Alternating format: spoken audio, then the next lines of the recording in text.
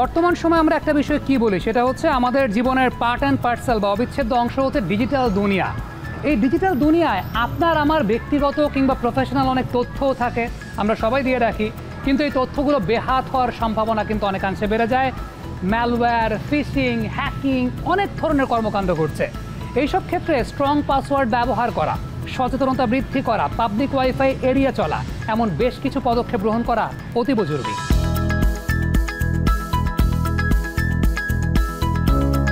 Cyber security জায়গা থেকে যদি কথা বলি, আমরা প্রতিনিয়ত ডিজিটাল স্পেসের সাথে কানেক্টেড। আমাদের জীবনকে আমরা আসলে ডিজিটালের বাইরে বা অনলাইনের সাথে সম্পর্ক ছাড়া আমরা চিন্তাই করতে পারি না। সেই জায়গায় আসলে আমরা কতটুকু সেফ, সেই জায়গায় আমরা কতটুকু অ্যাওয়্যার, আমি কি করছি সে সম্পর্কে। আমি ড্যানিয়েল গোলম্যানের নাম আপনারা শুনে থাকবেন, যেখানে উনি ইমোশনাল ইন্টেলিজেন্স নিয়ে কাজ করেন। তো ড্যানিয়েল গোলম্যানের যে ইমোশনাল ইন্টেলিজেন্সের যে উপাদানগুলো বলে, সেখানে একটা উপাদান হচ্ছে সেলফ অ্যাওয়ারনেস। আসলে আমি কোথায় অবস্থান করি এবং আমার ইমোশন কি বলে, সেই ইমোশনটাকে ক্যাচ করা এবং সেটা সম্পর্কে অ্যাওয়ার থাকা, সচেতন থাকা।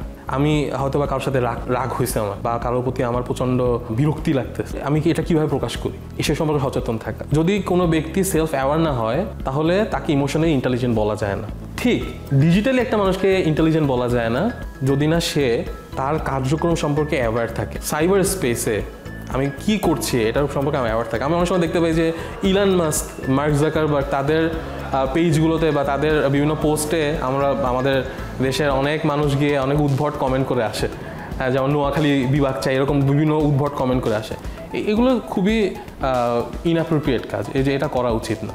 এবং এইখানেই বোঝা যায় যে আসলে আমরা সাইবার স্পেসে অ্যাওয়ার না। আমরা মনে করি যে কোনো কিছু এখানে করতে পারি, আমি আরেকজনকে যে কমেন্ট করতে পারি, আরেকজনকে বুলিং করতে পারি, আরেকজনকে যা ইচ্ছা তাই করতে পারি। তা আমি মনে করি যে সাইবার স্পেসে নিরাপত্তার বিষয়ে প্রত্যেকটা তরুণদের জানা উচিত। যেমন বেসিক কিছু জিনিস অবশ্যই জানা, যেমন সেকেন্ড ফ্যাক্টর অথেন্টিকেশন বা মাল্টি ফ্যাক্টর অথেন্টিকেশন যেটা বলে। পাসওয়ার্ড আমি কি দেবো, অবশ্যই সেখানে নাম্বার থাকবে, একটা সিম্বল থাকবে, সেখানে একটা লেটার থাকবে, বড় হাতের লেটার বা ছোট হাতের লেটার, এরকম কম্বাইন করে একটা সুন্দর পাসওয়ার্ড ডেভেলপ করা। অনেক সময় আমরা ভুলে যাই, আমরা ভুলে যাই। আমরা পাবলিকলি আসলে কোন ইমেলটা ইউজ করছি সেটা সম্পর্কে অ্যাওয়ার থাকা।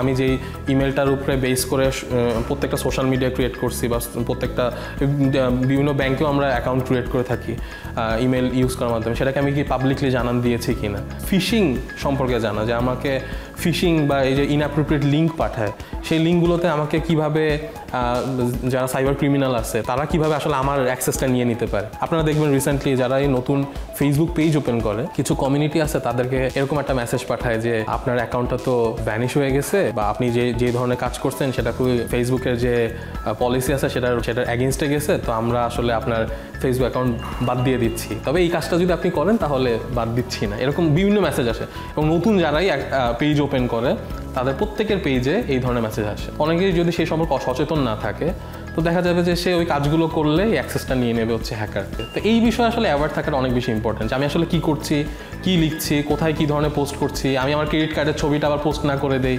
তো এই যাবতীয় বিষয়গুলো খেয়াল রাখা দরকার।